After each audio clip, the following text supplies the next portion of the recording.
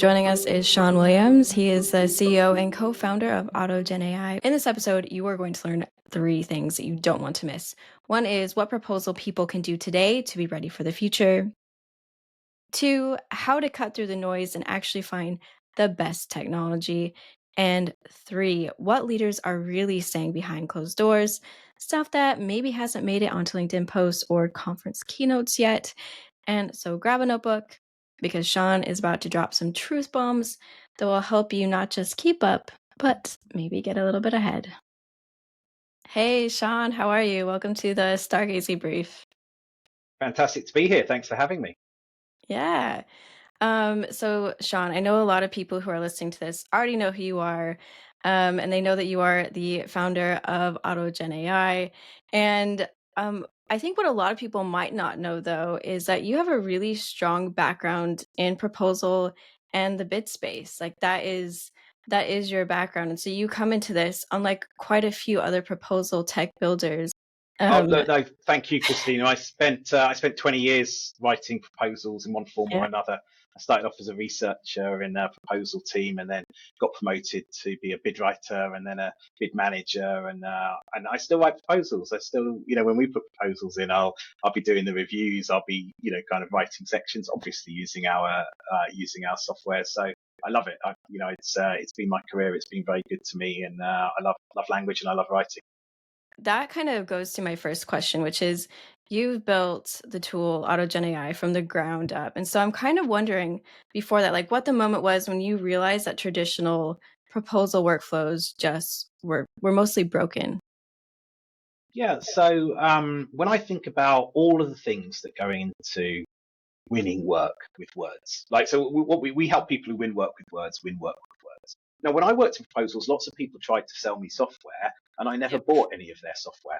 And if people ask me why didn't you buy any software, I'd say because 90% of the proposal process is about writing the proposal. It's about coming up with the best answers and scoring the best bits. All the bits in the periphery are really important, but the really hard bit, the bit where I spent the majority of effort, was how do you write words that score the most points, which are the bits that actually win you work.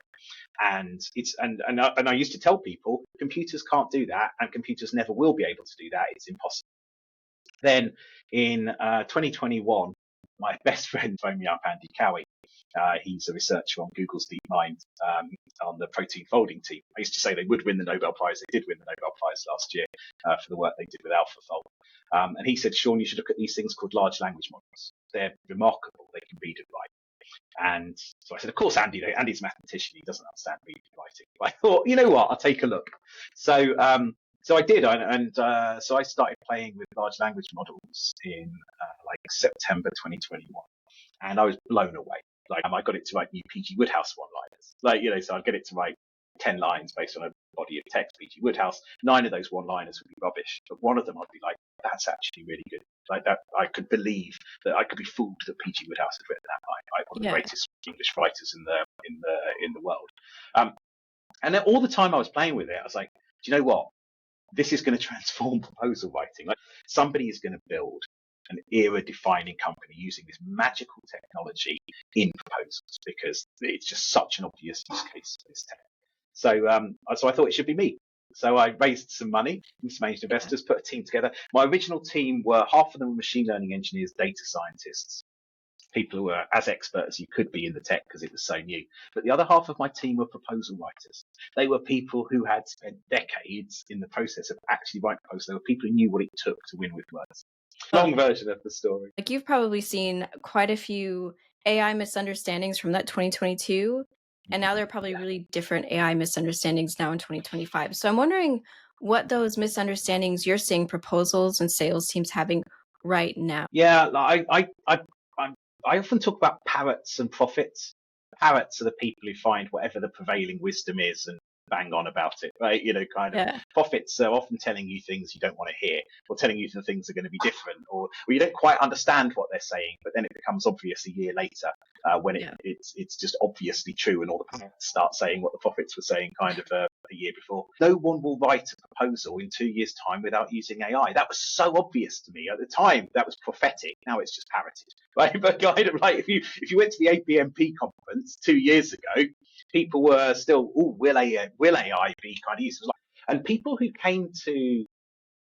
just understood large language models and said, oh, hey, proposals looks like a good use case, but didn't understand proposals, thought, well, we won't need humans. We can get rid of humans. We'll just replace them. We'll just do it at the click of a button. It's because they didn't understand how difficult and complex human actually proposal writing was. Similarly, people who just came from proposal writing and didn't understand the tech, didn't understand the speed of kind of large language models and the capability to find information and repurpose information would be transformative too. So something I think now, which is a misconception, is people now know they need to use AI, but the market still doesn't have enough knowledge and information to know that not all AI is created equal, and some tools are massively better than other tools. So we talk a lot about, and I think in 2 years' time, this again will be parroted, but it is really, really easy to use large language models to help people write losing proposals faster. And that's what we see in the market at the moment, right? You've sped up losing, but of course that's not the point of proposal writing. The point is how do you win more? Actually, and if you can speed up winning more, that's good. But the key thing is how do you win more? And that's actually quite difficult to show in a 30-minute sales demo, right? That comes from a volume of evidence. It comes from people actually competing competitions. It comes from comparing growth rates of people who are using certain software against other software. That evidence base is going to build over the next kind of 2-3 years, and then we'll start to see clear blue water between kind of people who are genuinely adding value and people who are spitting out 2,000 words of 5 out of 10 scoring text. As we know, right, 5 out of 10 doesn't win. 9 out of 10 doesn't win. You've got to be like 9.5 out of 10, 9.9 out of 10. So what do you think like really good AI technology can do to create that 10 out of 10 response versus the ones that are creating the 5 out of 10 response? I often say we read as much Cicero as we read Turing, right? So what makes a compelling argument? So in a proposal, we have something we call propositional density. Like people will often talk about AI writing being very obvious to spot because it's repetitive and actually that's because quite a lot of AI writing is low propositional density. So you've got an idea. AutogenAI has ISO 27001 and NIST security accreditations, right? You've got one idea and then you go write me 1,000 words about that. Well, guess what? AI will write you a waffly 1,000 words, but so would a human write you a waffly 1,000 words. There's only one idea in that sentence. It's low propositional density. Now, once you understand that good proposals are very high propositional density, you really want to be putting at least one idea in every sentence, right? Once you realize that, you can actually start to count for it. So in this 1,000 words that I've got, how many ideas are in this? Higher propositional density text is going to score better than lower propositional density text. And then you can take it to the next stage. You can say, well, it's not just about propositional density, right? It's about that then the propositions that are very dense within that text are one-to-one mapping with the scoring criteria, or one-to-one mapping with your win themes, or one-to-one mapping with the things that your customers want to hear. We've got, for example, 100 proprietary benchmarks, also GenAI, that we use on proposal text to say whether we think it's good or whether we think it's bad. But those benchmarks are then validated by, we know that when proposals are scoring high on those benchmarks, they are massively more likely to win. They either win or they lose. What we care about is a winning proposal. Does it get you first past the post? I think that's really interesting because I remember when I first started writing proposals like forever ago when I was a young person, I was told to write them really kind of dryly and almost as boring as possible. And then I had somebody who told me, start to read Obama's speeches and start to write your responses like that. And man, I got so much better like feedback when I did that. So I feel like a lot of the AI proposal tech will spit out content like you were saying, like that low propositional density. Yeah. And once I started making it more persuasive and the higher density of all those things, then it was a lot more compelling. And the feedback we got, we mostly won our proposals, but even when for some reason we didn't, we had really good feedback on it and left a really good impression. But I agree with you. We care a lot more about winning proposals than just having a good proposal. So that's really good to hear. Proposal text, I think the point is that the sort of the hyperbolistic, we are the best company ever buy our product, that doesn't win proposals, So right? boring too. Kind of, that isn't going to win. You need to have evidence, and you need to have good quality evidence. So, previous customers have said, when we've done this the 10 times before, this has been the outcome. But you can say, once you've got that evidence, you can say it in a dry way, or you can say it in a compelling way. And at the end Yeah. of the day, humans are evaluating this stuff for the most part, and humans are emotional creatures. We are both logical, but we also are stirred by things that really talk our language, that mirror our language, that really show that the other person has understood us. And I know when I'm buying services, and when we buy services through proposals, of course, I want to know that somebody's understood what AutogenAI is all about, the things that are important to us. It is how good the cold evidence is, but you want to warm up that evidence a bit with kind of like decent language as well. Uh, a lot of procurement teams are talking about how they are now using AI to review the proposal responses. Mhm. And I find that really interesting. But what I'm still seeing is although procurement teams might be using AI to review them, we're still seeing, champions within a company use at least the executive summary and maybe little bits without throughout the proposal to then sell that vision internally or to the economic buyer. Like that's what I'm seeing, but you're seeing far more of these. So I'm curious what you're seeing in terms of the changes in how people are evaluating these proposals. Yeah, I see this a bit like Google Maps, maybe. There are times when you want a really detailed view, and there are Yeah. times when you want to zoom out and have the big view. So, look, if I'm a senior manager and I'm reading a 200,000 page proposal, I actually don't want to read the 200,000 page proposal. Like, what I want is a No. high level. I want to zoom out in the Google Maps, and kind of large language models are very good for that kind of zoom out. And there'd be particular things I'm interested in. Did it understand our strategic objectives? Did it understand? Now, if I'm the head of IT security, I want to read in detail the 10,000 words that have been written. I want to read every single word of those 10,000 words that have been written about how you're going to keep my data safe and secure, Yeah, because that's what I'm absolutely. responsible for. That is an existential threat to us as an organization. And I'm not going to trust AI to do that. But also, it's my job. I mean, literally, it's my job to go and do that line by line. So, look, the chief executive at the big corporate isn't going to read the 200,000 words. They're not going to read the 10,000 words line for line if they're secure. They just need to know that their security person tells them it's secure. But for the security person to be able to tell them it's secure, they need to have actually read all of those 10,000 words. I I think that's interesting because I know a lot of proposal people are worried about, of course, AI technology, you know, just speaking to on the procurement side, their AI technology, and then what is the point of my role? So what would you say to the proposal people who are thinking AI will replace me? Like what would you say to them? You are the storytellers, you are the narrators, you are the guardians of your organization's story. And that is something that is uniquely human. Humans talk to humans, humans buy from humans. We don't live in a robot world. Artificial intelligence is a tool. Every tool, and like it's a tool. Like my shovel doesn't generate intelligence and start digging its own holes. My shovel is a tool for me to dig holes when I want to dig a hole, right? It's every tool through human history is a tool for humans to serve human needs. And the point of proposals is to tell my organization's story about how I can meet your need as a potential customer the best. And so you then need to hear my story and feel that there was that connection through the story and feel that you are able to do that. And that is uniquely human. But if I'm digging a hole, I don't use my hands anymore because using my hands would be really, really stupid. I could use a digger or a shovel. The same thing's going to be true with large language model technologies. It allows us to tell stories better in a different way, more compelling, put more evidence out, and that's going to create more human level work. Like if proposal people are the storytellers, do you think that they also have a place in terms of like what best practice is? Because it's like you're saying before, you have these multiple AI technology that produces, I would say, quite low quality answers on a variety of levels.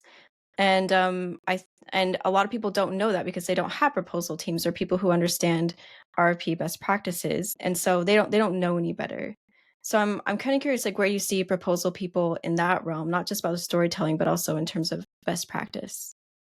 Yeah, I mean, I hope that this will start to push the importance of proposal writers into more mainstream view of decision makers in organizations. At the end of the day, senior managers, people who run businesses, they're interested in growth, they're interested Yeah. in winning. And sure, some whiz kid came dashed along and said, I can give you a piece of software that writes all your proposals at the touch of a button.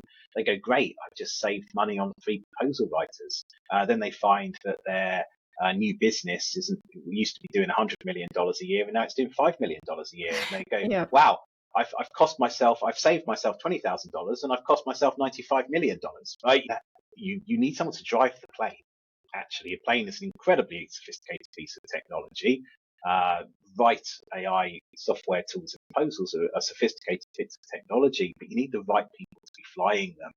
And once you realize that, and once you realize that actually the pilot in writing is as important as the software, then I think that becomes a virtuous circle. And I think I don't I can say this really hand on heart because I was one of these people. Yeah, yeah. You've used it to help you. I think it's really interesting because you have so many people who are looking for new proposal tech, right? But there are a lot of options out there, like now well over 100, in specific niches. And so I'm wondering what I know, of course, like you are a CEO of one of these companies, but stepping back from that, like what would you say to leaders who are looking for to purchase a new tool to replace it or just use one for the first time? What would you say that they should look for to make sure they're getting a good one as opposed to a bad one? Like, Yeah, I think you've got to try them out. I think the proof of the pudding is, do they work? I think it's very yeah, easy to see a sort of whiz bang demo. So I think you've got to try them. So I would say, look, pick because you can't pick 100 vendors, right? But pick a half dozen vendors who've got good references, who kind of are clearly established. This is your yeah, company data. You want to make sure yeah, you've got somebody who's secure, right? You want to make sure. So there are probably some just very basic kind of hygiene things that you need. That they know how to do data security. They've got a good customer success team. So I would look. Have they got a good train? Are they going to help you with implementation? This is as much a people change management process as it is a tech change management process.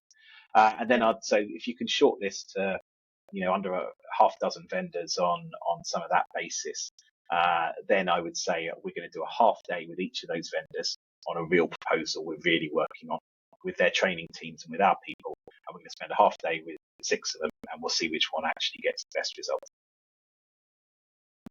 Some teams, they are building their own assistants. They're like, "Oh, I don't need to purchase the software. I can build my own thing, or I can just use ChatGPT or Claude." Um, what have you learned about what people really want in a tool like this that they've kind of maybe gone down the wrong path before and then ended up with something they actually needed? Yeah, look, obviously I am biased on this, Christina, but we've Yeah, we've that's had okay. so many people come back to us 6, 12 months later. Generally, again, I'm going to stereotype a little bit here, but generally the proposal teams go, look, this software looks amazing. We can see what it does. We've tried it out. It's amazing. And somebody in the IT department goes, I can build one of those. And the proposal teams Yeah. go, oh my God. And 6 months later, guess what? They haven't, they understand large language models, but they don't understand proposals. And so they think they can build it because they haven't understand what proposals are, what the real problem is. They've completely oversimplified the problem and think, oh, great. Here you go, Christina. I've made you a tool. Well, what have you done? We send a prompt to ChatGPT and it goes, write me a proposal. And guess what? It comes back with something which looks like 1,000 words. Well, also Gen AI Right. was producing 1,000 words and we're producing 1,000 words too. Yes, the thing is, if you understand proposals, these 1,000 words are 1,000 words that score 9.5 out of 10. And these 1,000 words are words which score kindly 2 out of 10. So we see that all the time. And companies, like we've seen some of the biggest companies in the world, some of the biggest professional services companies in the world, come back to us and say, we've tried for 6 months to build it and we can't. economics thing. It's just specialization. Are your IT team trying to build their own spreadsheet package? Are your IT team trying to build their own internet browser? Are your IT team trying to build their own search engine? Or are you using Excel, and are you using Chrome or Internet Explorer, and are you using Google? Because if you've decided internally you're going to build your own search engine rather than use Google, you're either a genius or you're insane, and I think you're probably insane. Yeah, and I think a lot of that really comes also down to this is a type of technology that is moving so quickly and changing so rapidly that if you are choosing a technology or building it yourself that is moving slowly or is already very behind, then you're not getting the benefits that AI can offer you because it changes so rapidly. Like what I trust AI to do now is not what I would have trusted it to do a year ago. And if I was using a tool that was only as good as a year ago, I'd feel quite let down as a proposal person. So that's another thing. Like if you're using old technology that's never moving, then by all means, stick in that world. But I 100%. don't see the point in that. And I think that kind of goes down to my next question, which is all about hallucinations. People love to talk about hallucinations because they still like they're always Yep. going to happen. But I'm wondering like how you're approaching that accuracy problem with generating responses inside AutoGen AI because some tools are still quite bad at this. So I want to know what Yeah. you're doing. So in so I think I mentioned we released the first version of our tool in September 2022, Yeah. 6 weeks before ChatGPT came out. We called it the Boris Johnson problem. Now, Boris Johnson was a prime minister in Britain who was often known for sounding very confident, giving very full answers, but those answers, should we say, were not always grounded in reality and what might actually be the case. And I said to James, that James, my chief research scientist at the time, we've got to solve the Boris Johnson problem. We can't, we can't have proposals going in which are saying things that are false. We need to make sure that what's being said is true. James, being a good, data scientist, no problem, Sean, no problem. I can build that for you. Can you just give me a quick 2-sentence definition of truth? I said, a quick 2-sentence definition. Yeah, I mean, if you want me to build something that just says the truth, you need to tell me what truth is, and then I can build it out for you. My Yeah. background's in philosophy, so we've spent Gosh, that 3,000 doesn't years exist. thinking about Yeah. like what is truth. So Yeah. it turns out what is truth is a very difficult problem. I'm not going to try and solve what is truth Yeah. because it's not going to be done, unfortunately, by the end of this podcast. So instead, we tried to come up with a version of what is true in proposals. And so we tried to cover, and we then came up to a definition of truth, which was two-faceted. One is something is true if you can show the sources where you got that information from. And two is a human then decides to believe those sources. Now, that's not a good general definition of truth. You can definitely shoot kind of holes in that as a general. And that took us to two things. One is it took us to something called retrieval augmented generation, which is now completely passe. Everyone parrots retrieval augmented generation. So whenever we write anything, we'll show you where the sources have come from. We'll say we've pulled this from this document, this document, this document, and this internet site. You can choose to turn off the internet if you like. You can just say we never want anything from the internet. You can, of course, choose to then say we only want to use these bits of our organizational knowledge library to do it.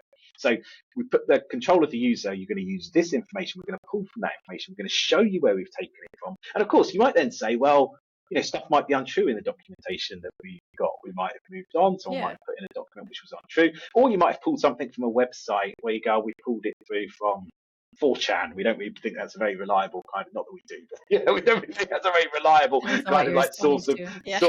like, well, indeed. We don't really think it's a very reliable source of anything, like, kind of on truth. So, Yeah. and then we, of course, have our own epistemological hierarchies. We trust we trust more recent sources over older sources. We trust sources that have higher degrees of consistency with other sources over others. So there's all sorts of things, again, you can program algorithmically in based on human notions of authenticity, which comes from historiography. Again, like other kind of humanities disciplines have actually done this a lot.